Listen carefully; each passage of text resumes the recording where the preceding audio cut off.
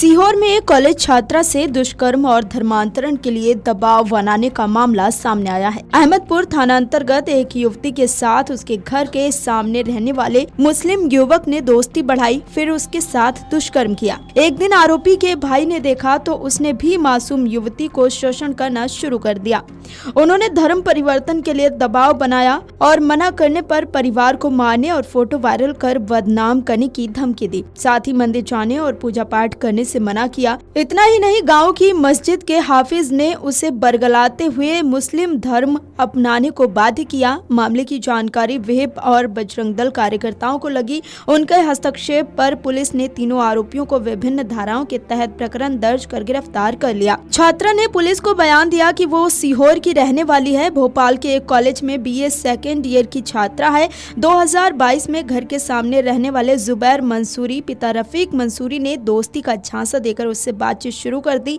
कुछ समय बाद उसने युवती को अपने घर आने का दबाव बनाया। युवती के मना करने पर आरोपी जुबैर ने उसे धमकी दी कि अगर वो उसके घर नहीं आई तो वो दोस्ती के बारे में उसके घर वालों को बता देगा। भयभीत छात्रा उसके घर चली गई, जहां आरोपी ने उसके साथ दुष्कर्म किया। इसके बाद वो अपने वास्तविक रंग में आ गया और युवती को मुस्लिम धर्म अपनाने और पर्दे में रहने की नसीहत देने लगा। एक बार आरोपी को युवती के साथ आपत्तिजनक हालत में आरोपी के भाई शोएब ने देख लिया तो वो भी उससे संबंध बनाने का दबाव बनाने लगा और उसके फोटो वीडियो वायरल करने की धमकी देकर उसके साथ गलत काम करने लगा। छात्रा का कहना है कि जब उसने जुबैर को उसके भाई की हरकत के बारे में बताया तो उसका बेशर्मी से कहना था कि हमारे धर्म में ये सब चलता है।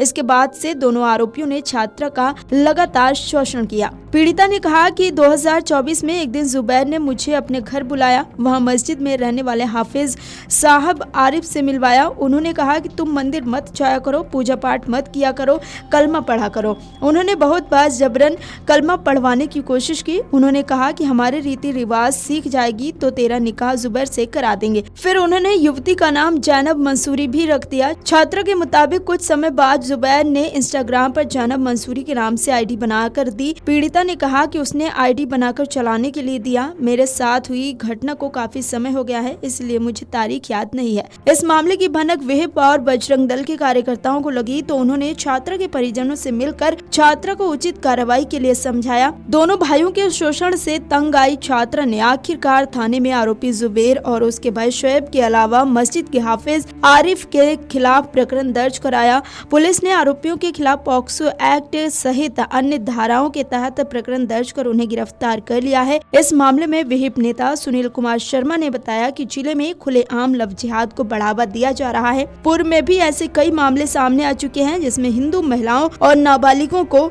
लव जिहाद के नाम पर प्रताड़ित किया गया है, लेकिन किसी भी आरोपी पर सख्त कार्रवाई नहीं होने के कारण इस प्रकार की गतिविधि को अंजाम देने वाले सक्रिय हैं। वहीं एसडीओपी पूजा शर्मा ने बताया कि युवती की शिकायत पर 3 आरोपियों के खिलाफ पॉक्सो एक्ट और मध्य प्रदेश धार्मिक स्वतंत्रता अधिनियम 2021 के तहत केस दर्ज किया गया है। तीनों आरोपियों को गिरफ्तार भी कर लिया गया है। बच्ची ने हमें आके कंप्लेंट करी थी कि उसके साथ उसको जो बहका के उसको फुसला कर उसके साथ प्रेम प्रसंग स्टार्ट करके कुछ लोगों के द्वारा उसका धर्म परिवर्तन करने की कोशिश की गई है। उक्त प्रकरण में हमने संबंधित धाराएं जो भी बन रही है प्रकरण में और धार्मिक स्वतंत्रता अधिनियम की धाराओं के अंतर्गत प्रकरण दर्ज किया है।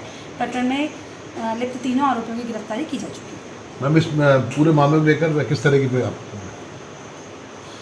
मामला ठीक है, मामला गंभीर प्रकृति का है। अभी प्रकरण विवेचना में है। कई और तथ्य हैं जिन पर जो है विवेचना जारी है।